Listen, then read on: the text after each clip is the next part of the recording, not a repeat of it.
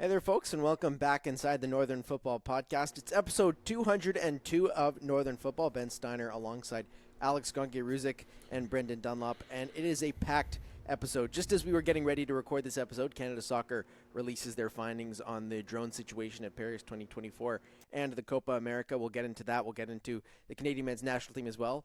But we've all been watching a lot of soccer over the last week or so. Brendan, you're back in Toronto. Alex, you're back in Vancouver after getting to Calgary. How you guys doing?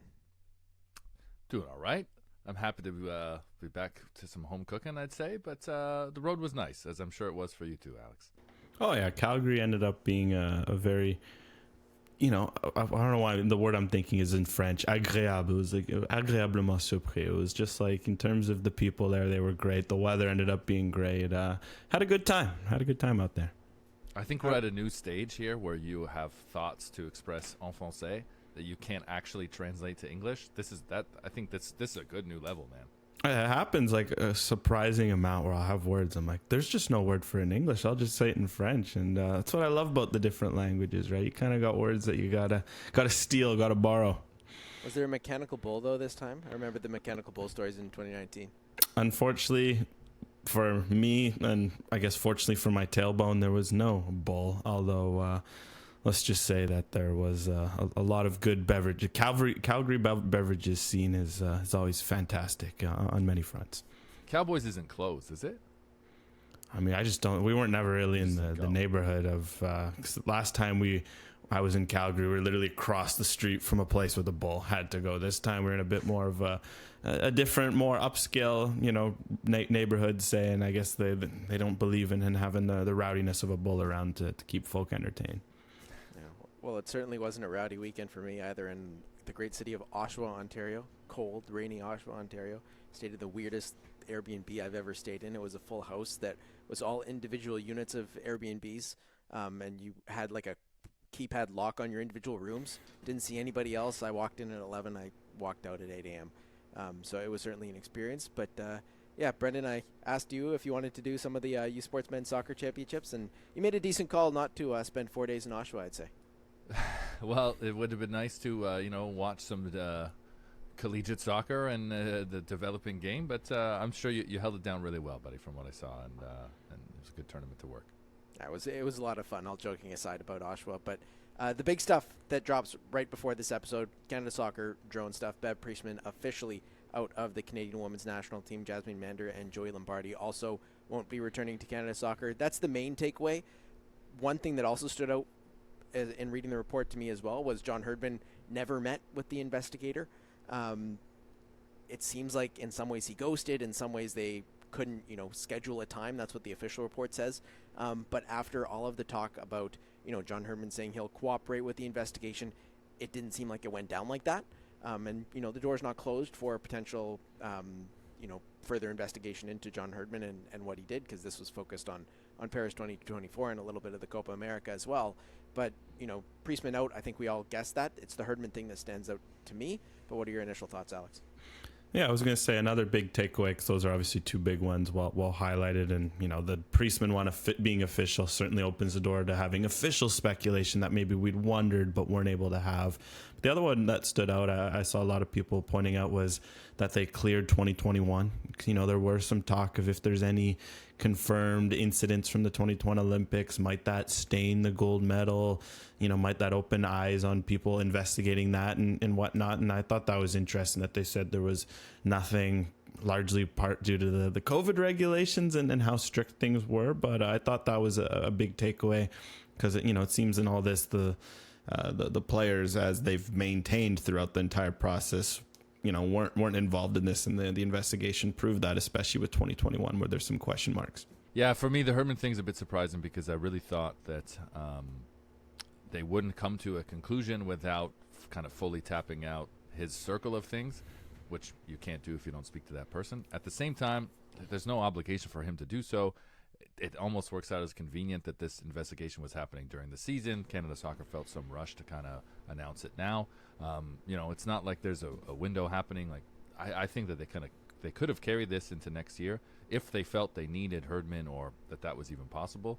It just kind of feels like everybody wants this to be over. I can understand why Herdman doesn't feel obligated to say anything or be involved, or maybe want to, risk or expose himself to anything further, since long before the findings of this investigation came out, Kevin Blue and Canada Soccer made it pretty clear that they felt that this started and ended essentially with John Herdman. He left, and it continued under his staff or former staff that felt that the practice was not only okay but needed.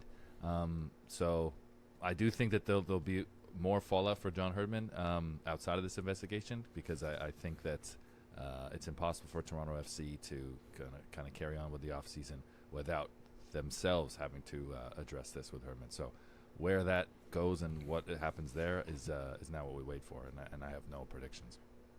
Yeah, John Molinaro reached out to TFC for comment, and understandably they didn't say too much in their comment, and they'll wait to see where things go. I think, FIFA is still going to have their investigation into this situation that will date further back than just this summer as well. I think another takeaway that I had was it was good that, the situations that we saw reported out of the Copa America were what was found in the investigations as well. That Jesse Marsh heard of some potential drone use. It was for a promotional video, at least according to the report. And he stepped in and he said, it's not necessarily acceptable to use drones if it's not for Canada Soccer's training sessions. And I think that's an important takeaway as well, given he's kind of the face of Canada Soccer at this point, not just on the men's national team side, but, largely he's the face of Canada Soccer at this point in time.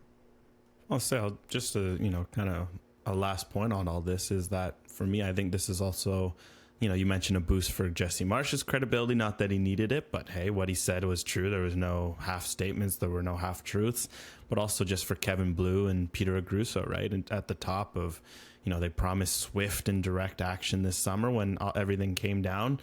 It might seem like forever ago, but as far as this stuff tends to go, the fact that it's November, this came out in late July, August, and it's all, put out there. The investigation's done. There's solutions. We now know that the staff aren't coming back. This is very swift, direct, and quick as far as this stuff goes. And it's another, point of credibility for the Kevin Blue era in terms of how he's going about handling, the tougher side of stuff that he's had to deal with since coming to Canada Soccer.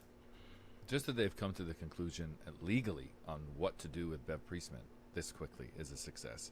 Because I think you oftentimes, certainly in the past with Canada Soccer, these types of things would take a hell of a long time drag to find right any type out. of conclusion. And it allows them to, start searching for another women's national team head coach as well. Mm-hmm. But it's not also the only element of Canada Soccer. Of course, there's the labor issues as well. And quick question for Matthew Thorpe. It's been 2 months from the announcement that a labor agreement is in place contingent on a new CSB deal. Why have we not still heard anything about a revoked agreement or reworked agreement with CSB anyway linked to the potential completion of the CPL season? I know Mark Noonan was pretty candid in his State of the League address as well before the CPL final. Yeah, I mean, I think that's, probably makes the most sense in terms of, you have to remember right now on the CSB side, there's a lot going on in terms of figuring out what 2025 looks like in terms of, the broadcasting side, what's going on with Media Pro and everything. And I have to imagine that's probably the biggest tie because, as much as the CSA will want to get ahead on things and they've been pushing that, I feel like it's all going to have to be aligned because ultimately this involves the broadcast of the properties, right? The men's and women's national team. This involves the domestic league on the men's side, CPL. We'll have to see, if the NSL is involved in all this, just because, Mark Noonan was talking as well about potential, he mentioned the NSL a lot in his opening speech, never mentioned collaboration directly, but he mentioned it a lot. So I imagine the last point you mentioned, the CPL season was a big factor because now they can fully focus on 2025. Yeah, I think the same thing, that CSB has a lot to deal with right now, and operationally they have to figure out, and I think are in the process of figuring out what to do with One Soccer and broadcasting.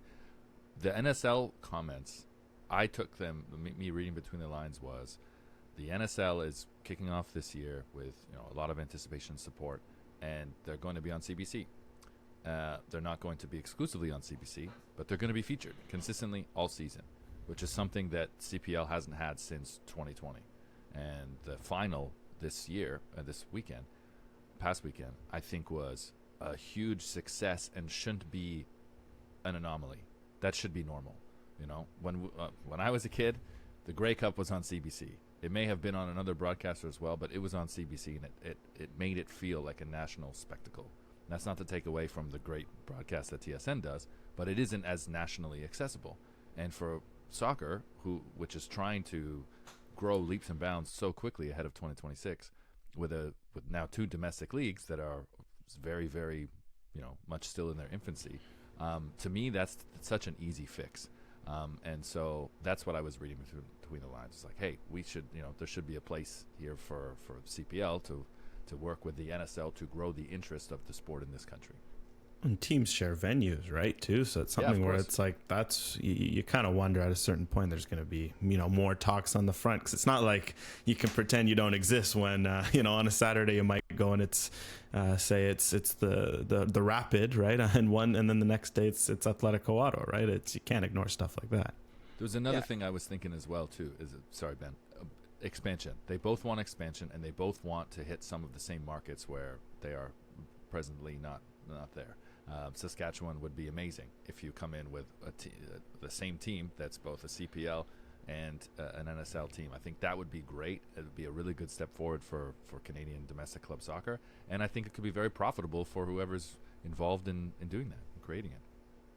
Yeah, I would tend to agree on that, and it was something that throughout the decision making of the NSL to decide to come out with separate teams that aren't necessarily connected to other clubs. I think of the Vancouver Rise as an example, that when they were initially announced, it seemed like it was going to be the Whitecaps women effectively maybe under a different crest, but operations wise it was really going to be very similar to the Portland Thorns Portland Timbers relationship, whereas the way it's played out, it's not. It's 2 separate clubs owned by the same person, Greg Kerfoot, and of course Christine Sinclair on the women's side, Steve Nash on the men's side, Steve Lusko, and a bit of a larger contingent with the Whitecaps as well. But I was really hoping for a little bit more, one club mentality there, and I think that's something that they can look at in potential expansion, especially if you're going to, Brendan, as you say, similar markets, whether it's Saskatoon, whether it's, Quebec City, which I think could be a great market considering the support that they get for, university football, university soccer even. There was a great crowd when I was out there for the national championships a few years ago, and that was women's soccer with the Laval Rouge et Or.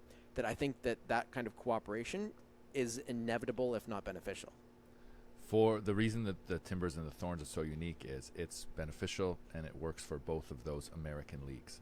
It does not work for Major League Soccer to be in with the brand new Canadian league that in some ways will be competition for the American league. So I actually think that separation was kind of a forced creation rather than an interest or a want. And I think that, the big advantage that the Rise and those players will have over the other 5 clubs is they will use those Whitecaps facilities. They will, I think, be able to use a lot of those staff. There will be a lot of that professional integration that they can immediately light up for the Rise that they're starting from scratch in 5 other cities. Yeah, it'll be interesting to see how it all ends up playing out. But, also on that State of the League address, and we'll get into the CPL a little bit later, expansion was talked about. Mentioned a ton of different potential markets across the league, said they want to expand by 2 teams by 2026 in a best case scenario. Where would you like to see the CPL hit? I would love to see it, get into Saskatoon, and there was the talk about a Saskatchewan team initially, and then, of course, I think we all want to see it get to a Quebec City or something like that in the province of Quebec. So we'll keep it easy. Quebec. I'm not going to have to, until there's a team in Quebec, it's not right. There's too much talent there. There's an interest in the sport, and, of course, there's logistical hurdles in that regard, but it feels like any sort of expansion that doesn't involve Quebec, 1 or even 2 teams, screw you could probably have if you're talking 2 teams expansion, you do Quebec City and Montreal, and you're still probably feeling pretty good about yourself. So my focus would be there, and anything else would be a bonus, because it'd be good to have a Saskatoon team in the Prairies. If not, maybe a Kelowna with the BC, maybe bringing a sporting market to there with the Rockets that have done well in the past. But ultimately, Quebec's my big focus. Yeah, and when Mark Noonan said in that release, the 1 East and 1 West is what they're looking at. It makes sense to balance things out. Also, in terms of going into a new market, Quebec being a brand new market, you don't want to limit yourselves to, like, we might not get club expansion for another five seasons. In some ways, they might be rushing 26. It makes sense to do it. I think we all had thought that there would be expansion announced already. and they kind of took their time with it. If these ownership groups have their things in order and the league seems to be in a healthy state to launch into new markets, I kind of feel like you want to save maybe a second market in Quebec for later. If you have another place that's ready to go. I mean, Kelowna seems itching. That game was a big success this past summer. They had 6,500, which I think surprised some people. Does it work for balance to have 3 teams in British Columbia? For me, no. But I also don't want to see them go back to Edmonton. If they're going to go west, to me, it's Saskatchewan, whether it's Saskatoon or Regina, whatever you see fit, or Kelowna. I think that those two are the best. I think that Windsor it's my hometown, and I just don't think it's ready now. When we're talking about the CPL at a 14-team, 16-team league, great. Put it in Windsor. And I think it'd be amazing if you found a partnership with Detroit City FC or one of the American universities along those lines of finding ways to work with existing infrastructure. Windsor provides a very unique market for that. I don't think that that's now in 2026, though. So I'd rule them out. Give me a Quebec and Saskatchewan or Kelowna. It's Grey Cup week. Why don't we, go into Las Vegas or something like that and open up a CPL team down there and follow the path of the CFL? Might be too early for that, my friend. Yeah, Baltimore? Anyone? Baltimore? Yeah. Yeah, we'll put it on the other side of the bridge in Windsor and see how that plays out. And play the still fledgling league in American dollars and see how that plays out. They've talked about that before. Not to spend a lot of time on it, but I mean that's part of David Klanikin's thought. He looked at the success that Detroit City FC was having as an amateur club, and he's like, how can we not find a way to tap into that or use the crossover? But many sports businesses have failed to do that. The Lions, the Tigers, that's a big professional historical 80-year pull. To be able to get Southwestern Ontario. It doesn't really work the other way. You're not getting Michiganders crossing the border to watch the Spitfires or something that you would put in Windsor. So it doesn't quite work that way. But I do think from a development and an infrastructure point, that's a very unique market and a unique city for that. I just think the CPL is a few years away from that. That's a 2030 plan, okay? I think. And of course, one of the big stories this week was, of course, the CanWNT roster coming out for the Concacaf Nations League quarterfinals against Suriname. A few interesting points from that roster, biggest coming more recently with Alphonso Davies having to pull out of the roster. His agent saying that he's just plainly exhausted. He's being replaced by Sam Adekubi. Teja Buchanan comes back in. Junior Hoylett comes back in. Alex, I know you spoke with him just before the show as well. But initial thoughts on the roster, it's scary to see Davies come out in my mind. Buchanan coming back in, I don't know how impactful he's going to be, just given he's not played any minutes with Inter Milan yet. And Junior Hoylett, interesting. Of course, he was on the Copa America roster, had to pull out, but, he could potentially be that solve for Canada's set piece struggles. Yeah, I think this was an interesting squad. I think some of my overarching takeaways was that you could tell this is a veteran squad. It's a return to competitive games. I think bringing in Junior Hoylett's experience is a big plus with Liam Miller's injury, right? Like you lose a Miller, bringing in a Hoylett's a smart play in that regard to add that. You see with some of the other additions. At the same time, there's still some youth, right? Jamie Knight-LaBelle sticks around. I think that's very, very interesting. I mean, I know we had some questions, but with that, it shows that clearly in that last camp, he made an impression. Wales dual national. You almost feel like you bet he's going to get a minute somewhere this camp just to secure the cap tie based on him returning. Like Marsh must have really liked what he saw. But yeah, I think this is also a test for Marsh of his depth, because I think for the first time, really, we're going to see a new backline. We just haven't. It's pretty much almost exclusively been Davies, Cornelius, Bombito, Johnston. And yeah, we've seen some Larea, we've seen some sprinkles of Kamal Miller and Joel Waterman. Now no Cornelius or Davies. It's going to be a big test of, all right, like we know Adekugbi's in good form. We'll see who ends up getting picked between Waterman or Miller to pair Bombito, because I think it could genuinely be a bit of a 50-50 between both of those two. We'll see how the center back depth is, because I know, there's been a lot of talk lately of forward dual nationals. Is it, losing them, etc. Kind of you see an injury to Cornelius and you realize, okay, maybe it wouldn't hurt to get another center back dual national just to augment the depth a little bit. I know Jamie Knight-LaBelle's in that category, but he's still a few years away from maybe hitting the heights we know he can hit and add to the pool. But overall, I think the squad was an experienced one, and one that should handle Suriname, no doubt. But also, like, the Suriname test is going to be tough. Like, don't discount the away leg, especially in terms of the travel, and I think that's why Davies was left out. And it makes sense, right? It's Munich to Florida to Suriname to Toronto to Munich. He has a knock. That knock can quickly turn into a big thing, but don't discount what that travel can do for the rest of his teammates still in this camp. It's going to be a tough away day. Yeah, it makes sense, though. Like these high-end players like that, and Davies, a great example right now with all the attention about his club future, to miss a match like that. You do want to be able – like this program is at a point where they have to trust that they can send a B squad into matches and still get the job done, like in this tie. You wouldn't want to send a Gold Cup equivalent squad to the Nations League finals, but for the quarterfinals, like what we saw in John Herdman use in 2023 in the Gold Cup, like they should be able to beat every opposition that's not Mexico or the United States at a full squad. So the fact that it's one or two guys that they're missing of what you would call the starting 11, and I throw Tajon Buchanan in there, even though he's physically there, he's not OG Tajon Buchanan, he's not 100% Tajon. So they're down a couple of guys there, but they really shouldn't. They really shouldn't struggle as much as that leg will be a challenge and Suriname will be up for it. We got to be past this point of being afraid of Suriname. Well, let's say I'm not to cut you off there, but you mentioned it, right? David, Kone, Bombito, Johnston, like you got big guns across the board that can more than get you through. I just think, we'll learn a little bit about how much of the back line was Davies and Cornelius, or how much of it is the system. Maybe Waterman and Adekugbe or Larea slot in, and you see no differences, and you realize maybe it's as much the system as its personnel.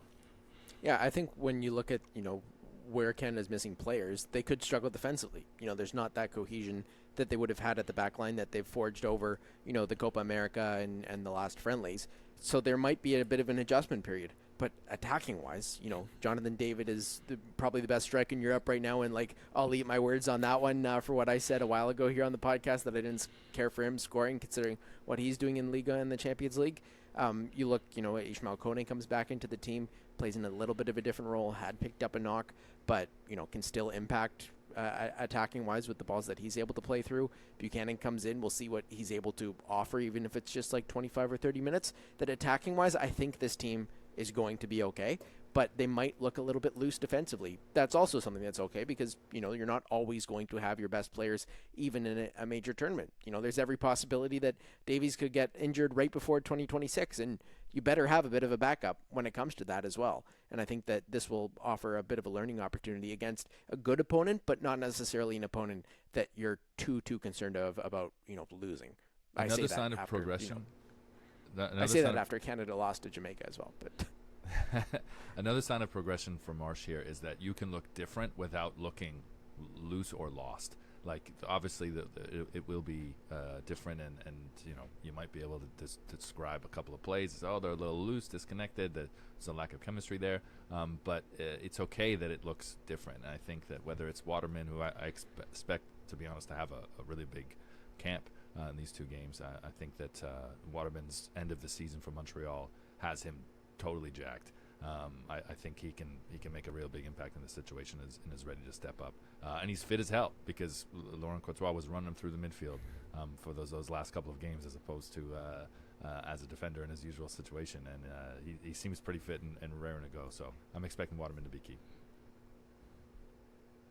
And from Afrikaans, with all the players dropping out of the November window, when you look at Ghana, England, and then Davies for Canada, do you think that this decision is club-driven or possibly players looking out for themselves or something completely different? England, it's 8 players that dropped out of this window. It's, I think, significant, and I think it has a mix of all those different factors. There's some players that don't want to travel, and there's probably some clubs that, see their properties, for lack of a better term, as, not being good enough to go play internationally, not wanting to take on that risk. What FIFA doesn't realize with the crowded schedule, and there's been so much public criticism for the Club World Cup plans, is players are going to take load management into their own hands. And if the player has a good relationship with the country and their club, then, which I think Canada do with Alphonso Davies, then it's not going to be such an issue. Why it's so glaring for England is this is the first camp with a new coach.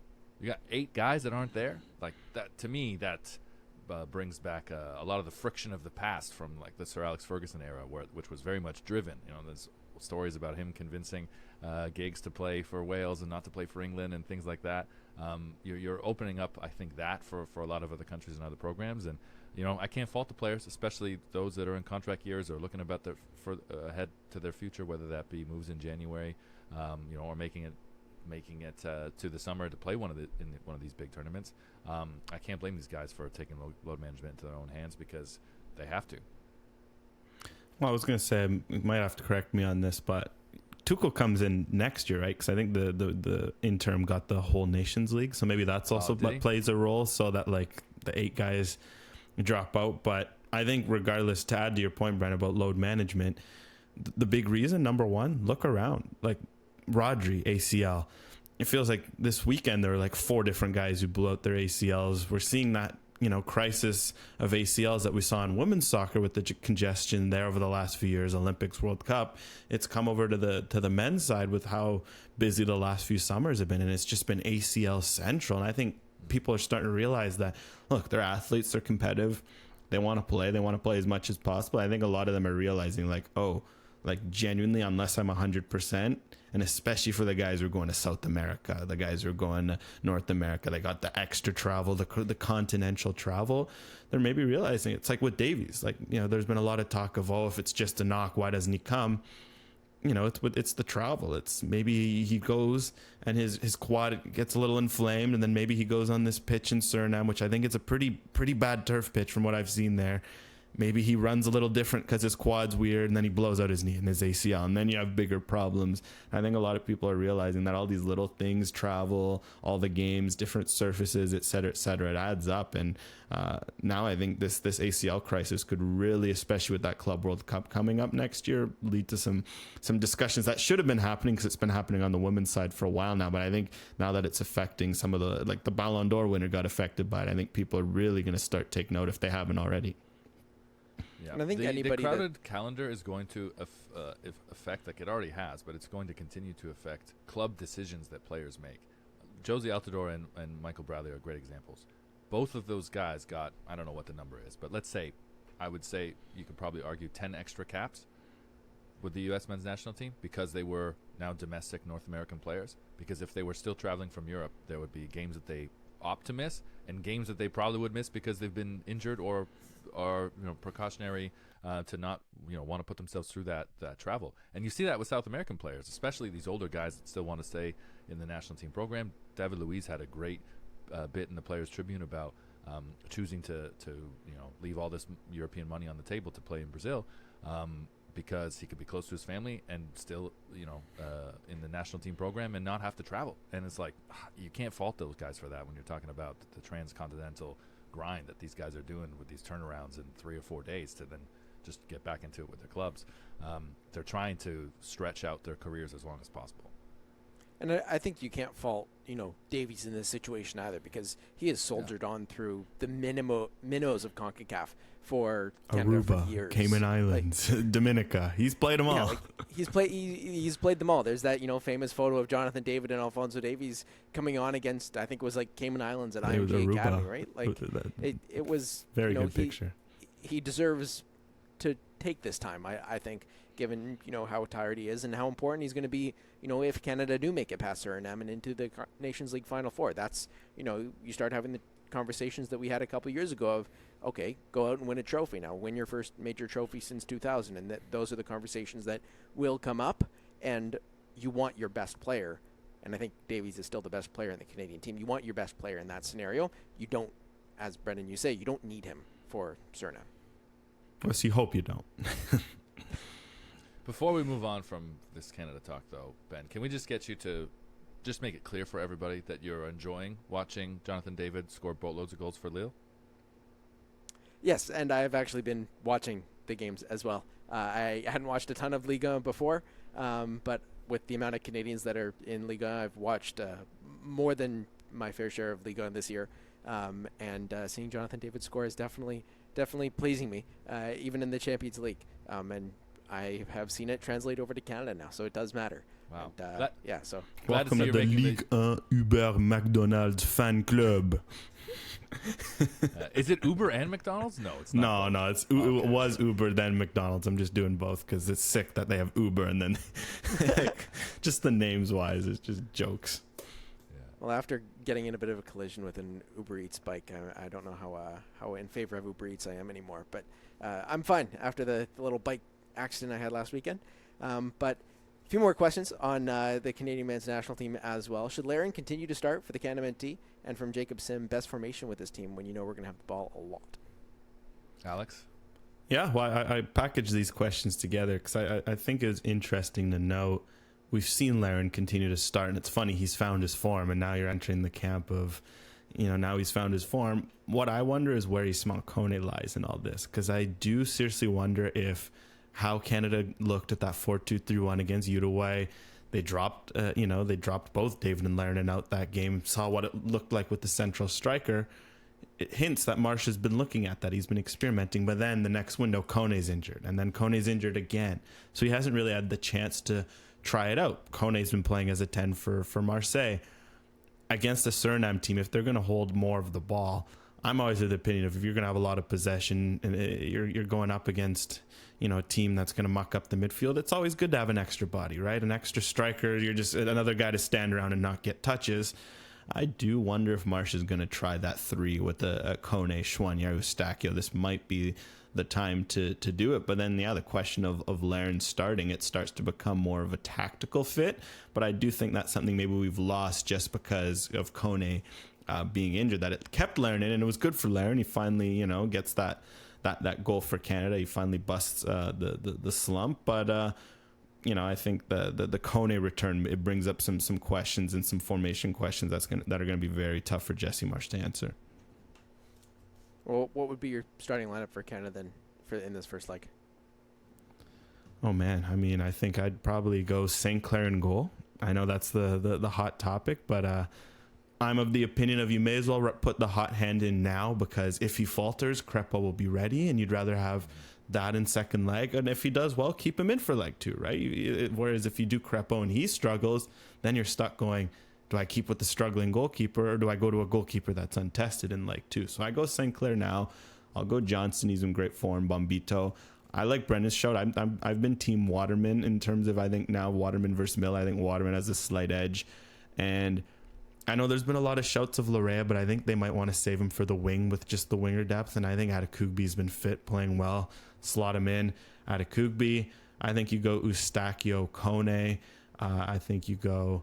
That leaves Ahmed, and I think what we'll see is probably Ahmed and Larea, and then I think we'll see Laren and David. But I guess some potential options. I do wonder if maybe a Larea drops. Maybe you drop David in, right, and then you have Laren up on his own and David in a bit more of a deeper role.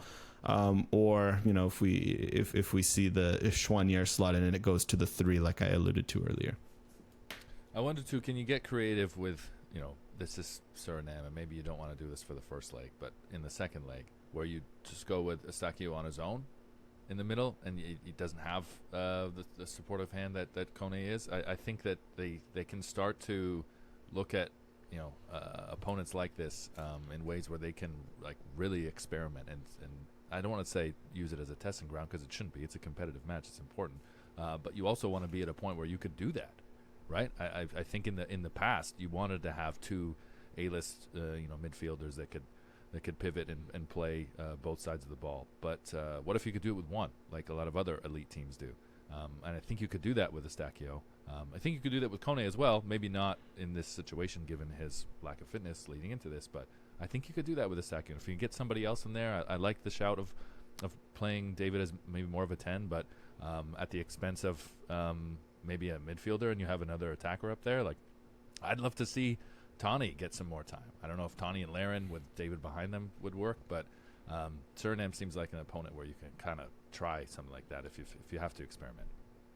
Yeah, I mean, with Laren and on that ask as well, I don't know whether he's the go-to striker and he'll go off and score a hat trick now that I've said that.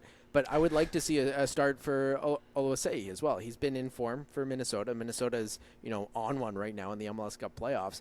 That I'd like to see, the faith put in Oluwaseyi for what he's been able to do with Minnesota. Put the faith in Dane Sinclair, who's looked outstanding, and shout out for the Vince Carter celebration and the penalty shootout as well in the first round best of 3. But I would like to see that faith put in the in form guys.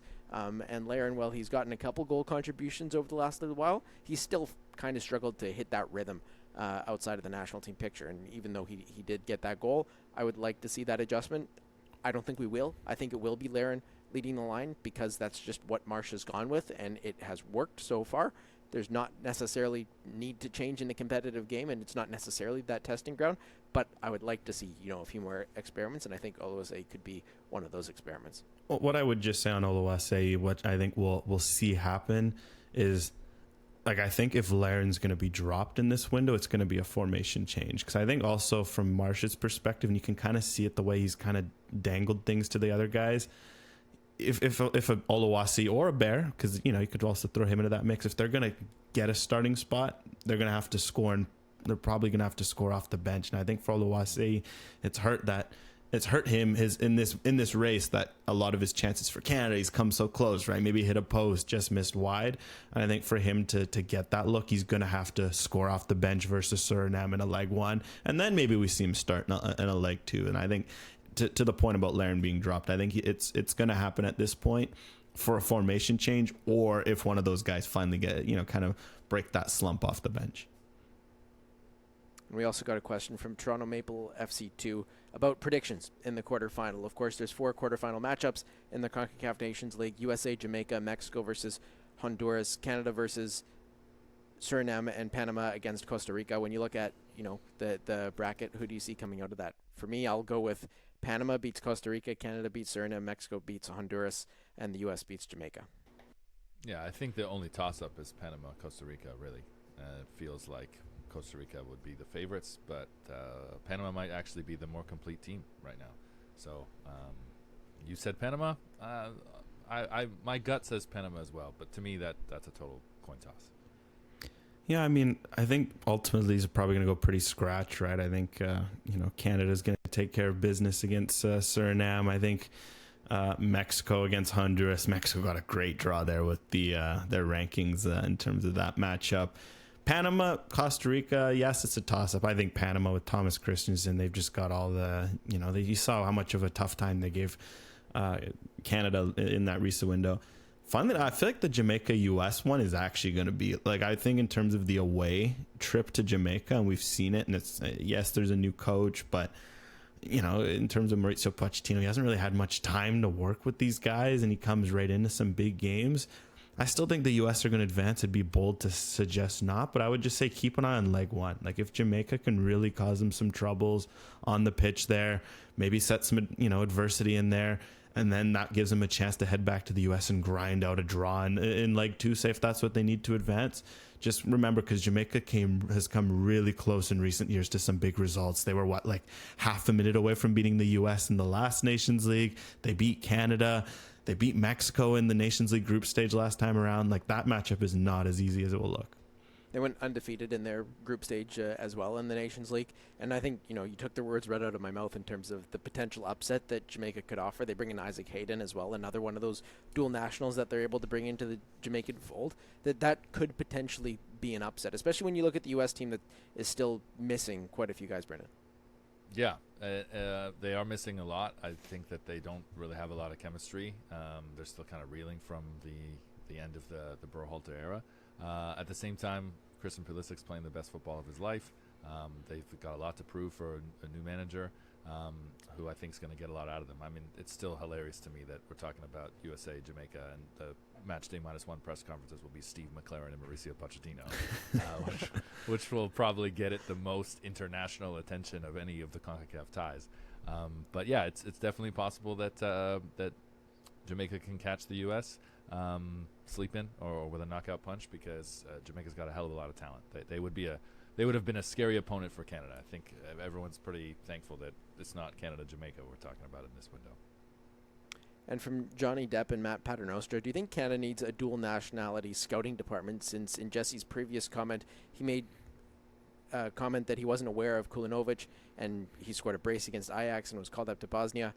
With Baron Oluwaseyi not in form and not producing for Canada, was it not the right time to call up either Promise David or Kulovich?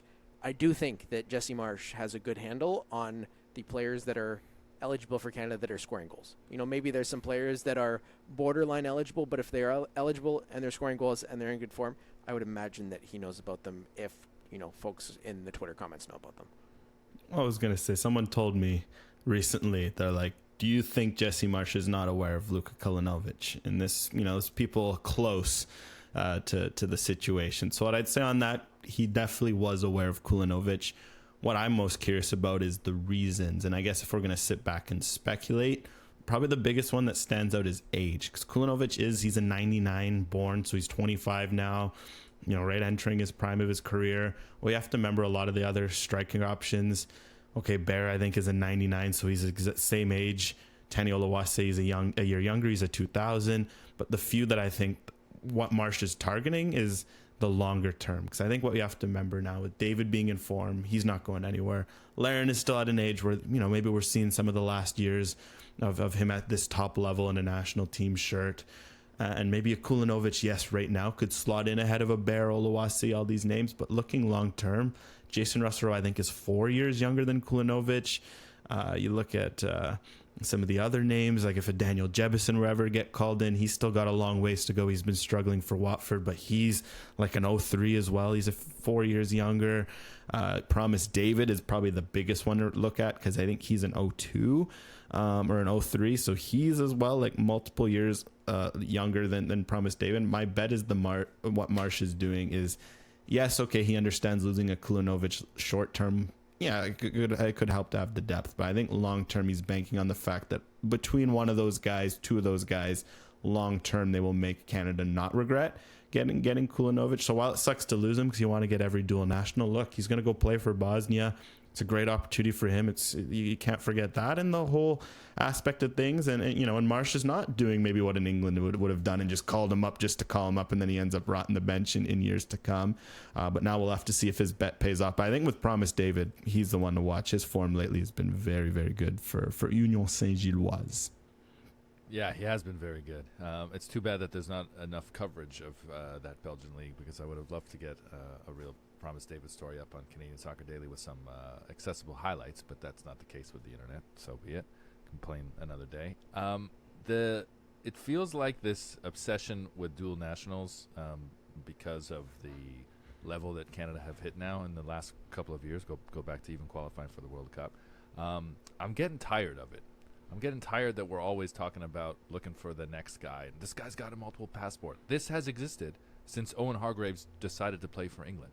However, I do think as a footballing nation, as a program, you will get to the point where we don't need to like obsess about these guys who may be eligible at 25 years old, because we will know them at 17 and 16, and they'll have been in the programs and they'll have had youth camps. Like that's what I want to get to. I really want to see the Canadian national program get to that point where we're not talking about 25-year-old find me's to come and help save us beat Suriname or whatever. You know what I mean? I think about how cyclical the dual national conversation has been with the United States program, for example. When Klinsmann was there, all of a sudden there was all these half German guys that ended up in the team. You will always have an American base with Mexican heritage that might be have their heads turned by El Tri. But that's, that seems kind of natural to the way the population is going in the U.S., and that will stick around for a while. But for us, I'd really like, to know these guys in advance and not get so obsessed every time a new window comes around about someone eligible. It should be more of an anomaly than a regular thing. Like we could field a dual national 11 of guys that have less than 10 caps, right? I'd love to get to the point where we're not able to do that anymore. Well, yeah, I think the program was at a point where the program was at a point where dual nationals were very important. You look at the Ishmael Kones. At one point, it looked like Ike Ugbo might have been that player. Estacio I remember, when he committed to the national team, that was a big one. And those players have all grown into, very important players in the national team. But when you look at when those players came in, and Kone, of course, a little bit more recently ahead of the World Cup, they've all developed into very important players. Whereas I think when you're looking at the dual nationals now, the team has gotten to such a better level that these dual nationals that we're talking about are not the ones that are going to step in and make that instant impact on a rarity. Promise David, a dual national, he could probably step in and make an instant impact. But when we're looking at a Kulovich, when we're looking at, some of the other players that Canada missed out on, I don't think they're necessarily, the Estaquios and Kones of the world that Canada is going to really, really miss out on. Especially, Alex, you mentioned Kulinovich's age. He's a 99. You and I are 2000. We're veterans and old and washed up by this point.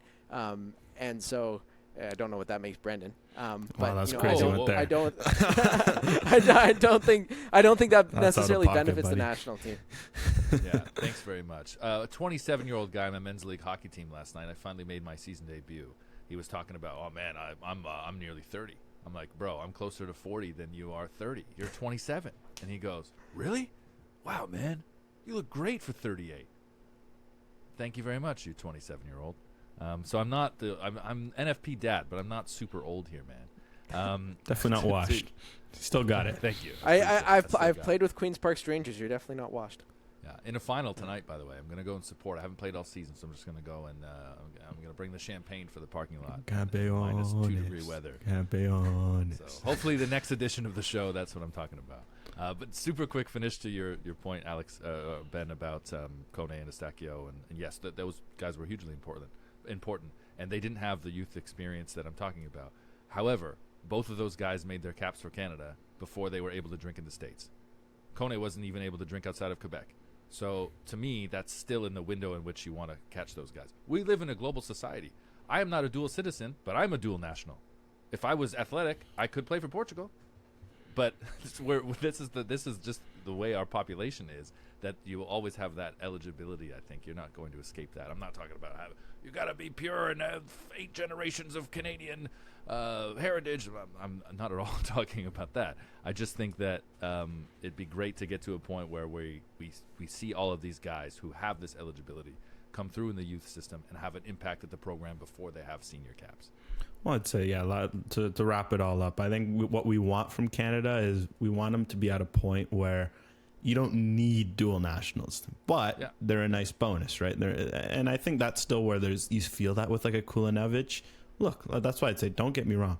It would be great to have him. You can never have too much depth. You're always one injury away from needing a guy like a Kulovich, right? Even if he's not in that setup, of course you don't want to bet on that stuff, but also you want to be at a point where you're not sitting there and being like, the future of our program depends on it.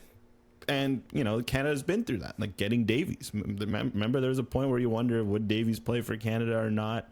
He ends up committing. Jonathan David could have very well played for, a couple other nations, Stefano Estaquio.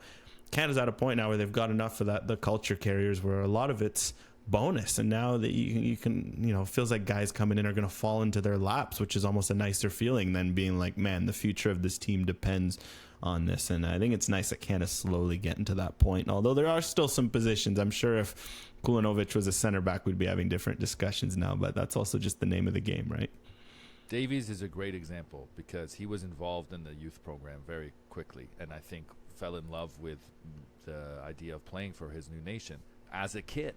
And that's what we've missed in the past, or weren't appealing enough to get guys like Owen Hargraves to make a senior cap, or to get Jonathan de Guzman involved in the program at a level where it was close to being a senior cap. So that's the progress that I'm happy with. Overall, good conversation, boys. And also not the only story. The Whitecaps also ending the MLS season for Canadian teams. They fall to LAFC. All Canadian teams are done now. It's a bit of a shame that Montreal couldn't get past Atlanta now that Atlanta's gone on defeated Messi, Suarez, and Inter Miami. But after a dominant Game 2 with the Whitecaps, it was a similar script to what the Whitecaps are generally used to in Game 3 against LAFC. They do one game better than they did last season. It didn't come down to necessarily poor refereeing, but they fall out of the playoffs. And the question from Sweeney is Sardini done with the Whitecaps? Personally, I believe it should be, as it's great and refreshing as he's been, Jim Curtin seems to be the favorite discussion at this point. But are your thoughts between Jimmy and Bobby Simeoniotis? My pick is Bobby, given everything that he's done in the CPL, and the Whitecaps could be a potentially bigger platform. So your thoughts on the Whitecaps and the potential of a Jim Curtin or Bobby Simeoniotis from Oz Sweeney, Brendan? Just to clarify, all of the clarifications or all of the statements there are from the listener question, not your feelings about Vanni Sartini and the Whitecaps situation. Exactly. Yes, those are Oz Sweeney. Just clarifying for the listeners and partially myself. I would like to see Sartini stay. I think this team, not necessarily at the end of the season when their form dipped, but when Stuart Armstrong gets to a full fitness, which I don't think he ever got to, this team can be a very good team and compete for top 4 in the Western Conference. Are they an MLS Cup contender?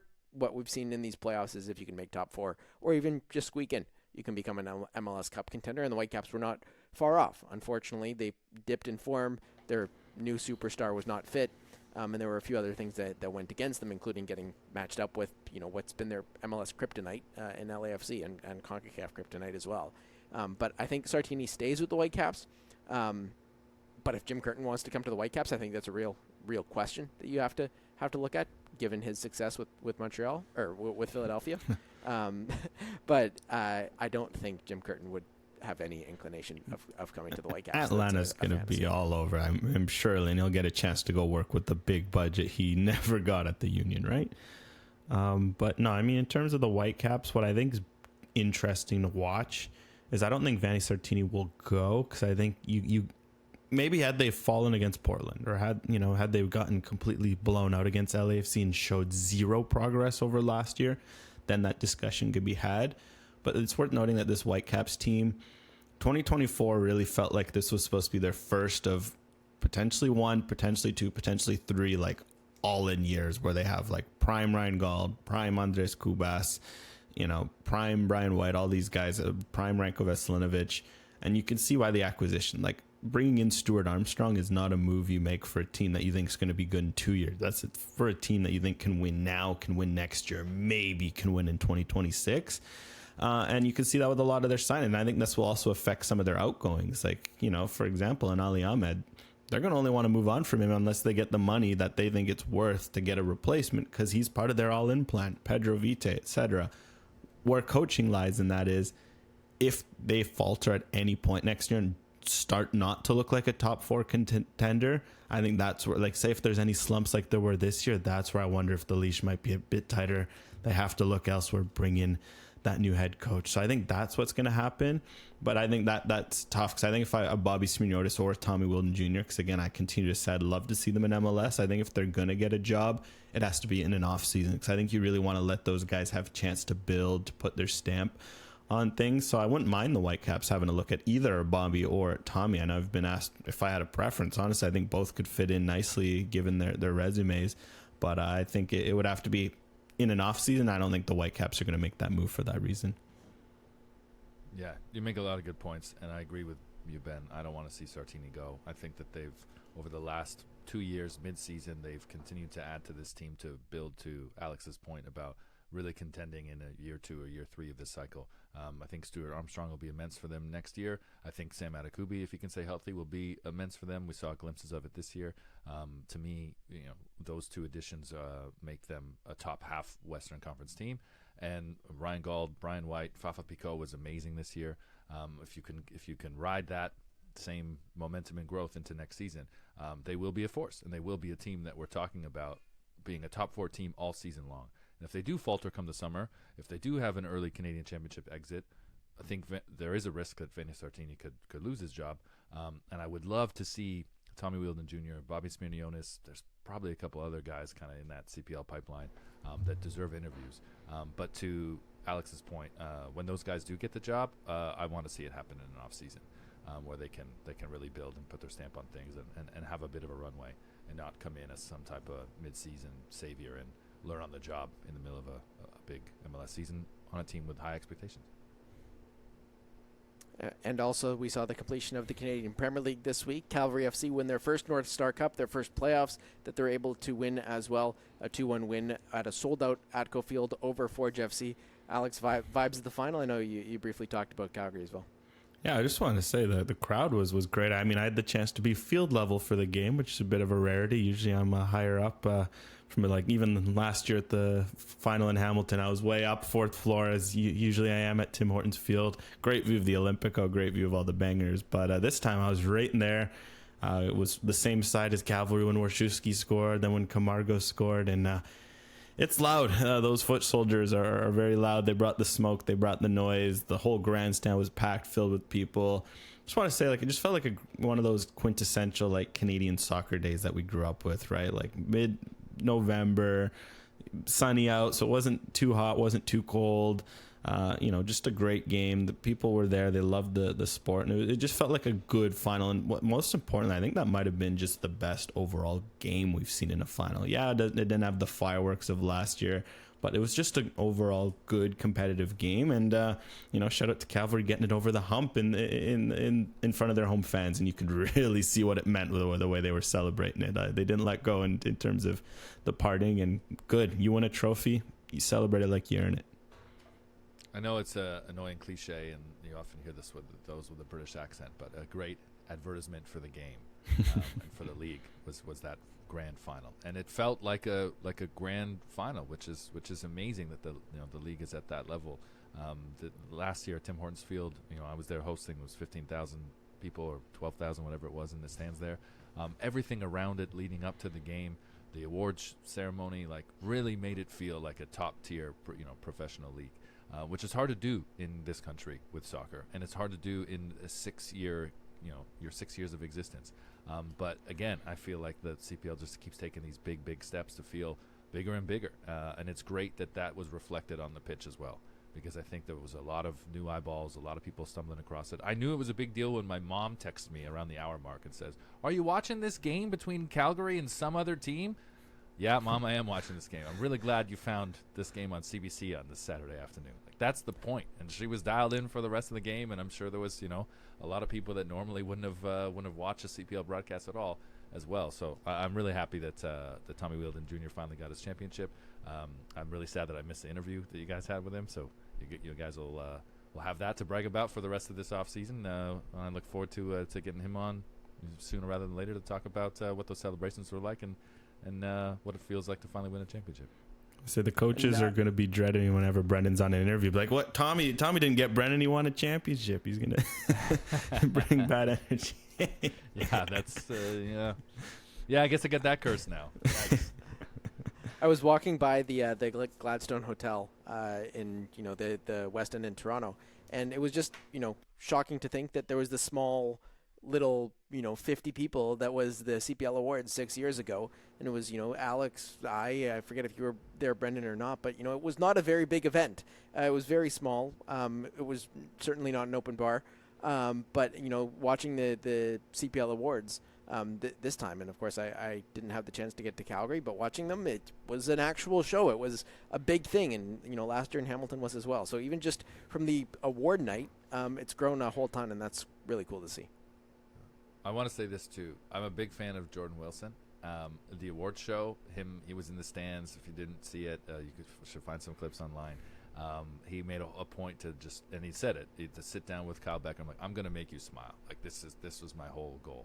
He had Elijah Adekubi rapping bars. Incredible. I really love. I'm biased. I'm a big Jordan Wilson guy. I love his energy that he brings on camera in general. But for that award show, I really thought it kind of took it to the next level. And then to see that energy and his personality with Jimmy Brennan and Christian Jack and Gareth Wheeler and Andy Petrillo, of course, the usual top broadcasts that they bring on CBC, I really liked that the nation got to see that broadcast and that it was what I think was an hour post game show, which they would normally do on One Soccer, but on CBC, like, that's a big deal, man. I also thought it was kind of cool, weird in a sense, to see Andy Petrillo on CBC but not on CBC, because it was the One Soccer mic but on CBC. When I grew up with watching Andy Petrillo in terms of Road to the Olympic Games on CBC, and seeing her on soccer and then flipping on the TV last night to watch, the Calgary Flames against LA Kings in the NHL on Amazon Prime. It's like, oh, she's still in Calgary. So she's everywhere. So, big credit to that whole One Soccer team, including yourself, Alex, and Andy Petrillo, who seems to be absolutely everywhere. Well, I was just going to say shout out as well to the game, the players, for not bringing it to extra time and penalties, because there was, of course, Leafs Habs after on CBC, and I do not want to know what kind of solution they would have had to find if those two events were somehow to clash. So thank you for finishing the game in 90 minutes and making sure that everyone who was tuned in on a CBC got the full complement of the celebration and the awards, because I think ultimately that's what it's all about, right?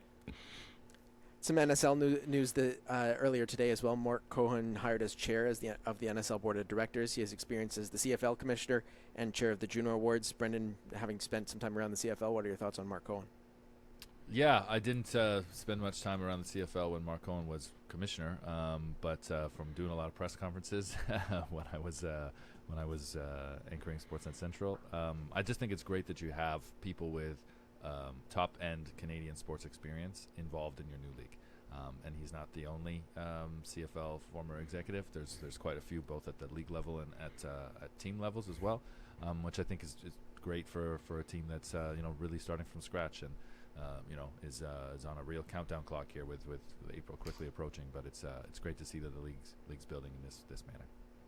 Yeah, I mean, just encouraging to see the experience, right, in terms of, look, the CFL's had its ups and it's certainly had its downs over its existence.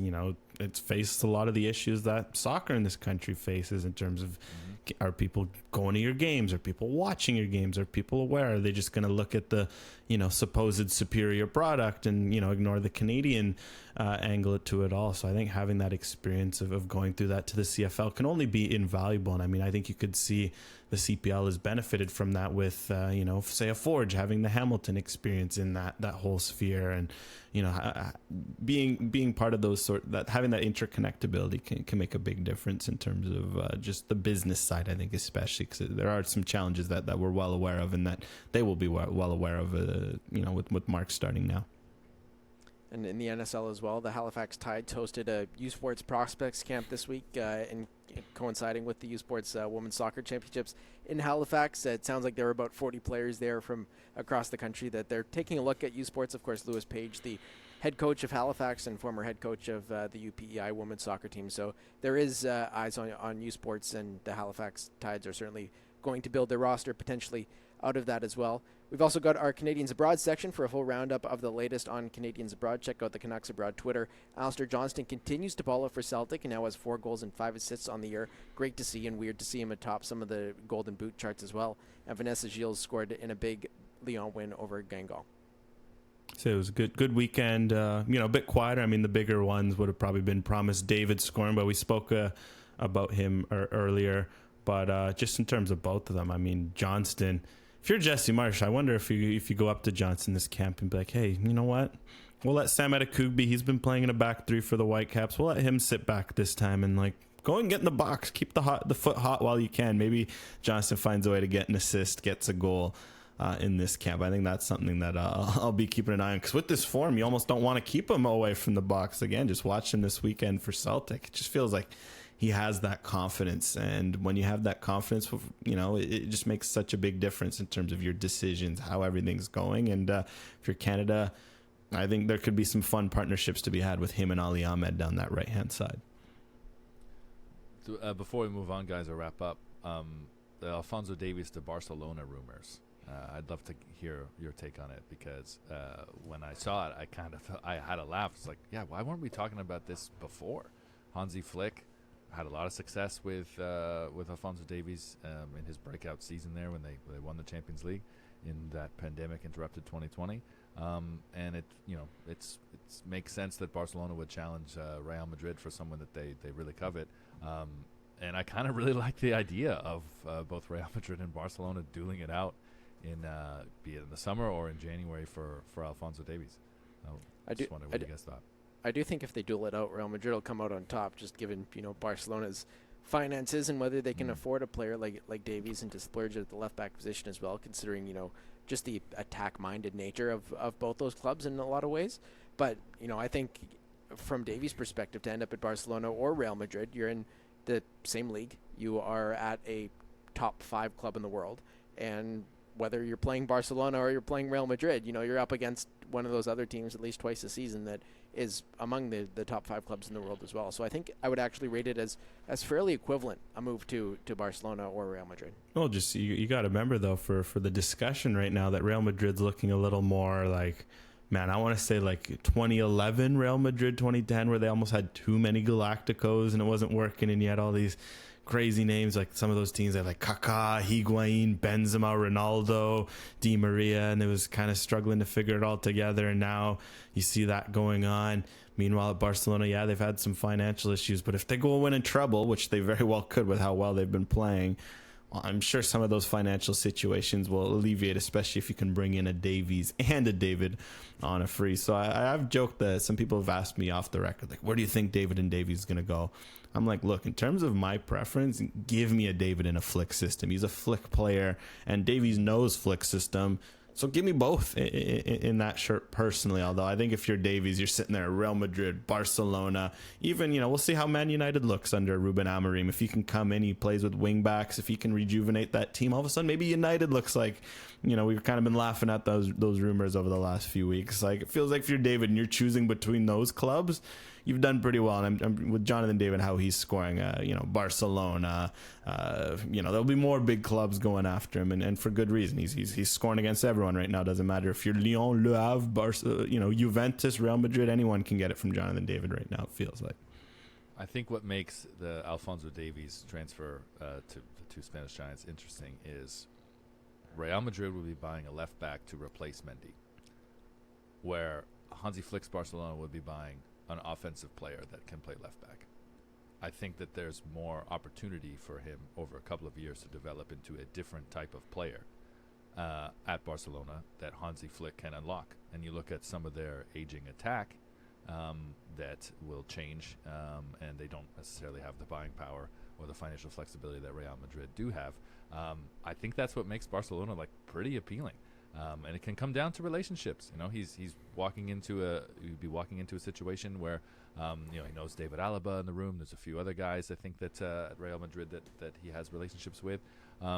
But if that bond with Hansi Flick is what I think it was, then I think that kind of makes them a more appealing option for me, Barcelona. I guess we'll come down and see how it plays out either in January or at the end of the year. Don't forget Lewandowski. Remember that assist he had against Chelsea in 2019? It would have been in the Champions League where Davies skipped over. It was either Azpilicueta or Reece James, set up Lewandowski, and Lewandowski came and gave him the biggest hug. I'm sure Lewandowski wouldn't mind recreating that a few more times in a Barca kit. And what I'm thinking about is Davies move into an attacking position, not to replace Lewandowski as now number 9, but to replace Lewandowski in the absence of him in that Barcelona attack in a few years. But for them to play together now, yeah, absolutely. I mean, Davies taught Lewandowski how to use TikTok. It'll certainly be interesting to see where Davies goes. Personally, I hope that he does move in the offseason. In the summer Bayern isn't bad either, though. In January. So, but also staying at Bayern is not necessarily, as you say, Alex, a bad option either. But that's all we've got for episode 202 of the Northern Football Podcast. Make sure to like, subscribe, follow. We're very active on Instagram now as well, so you can follow us on either the 90th Minute or Northern Football on Instagram, and then also subscribe on YouTube as well at the 90th Minute. Thanks so much for tuning in, and we'll be back next time.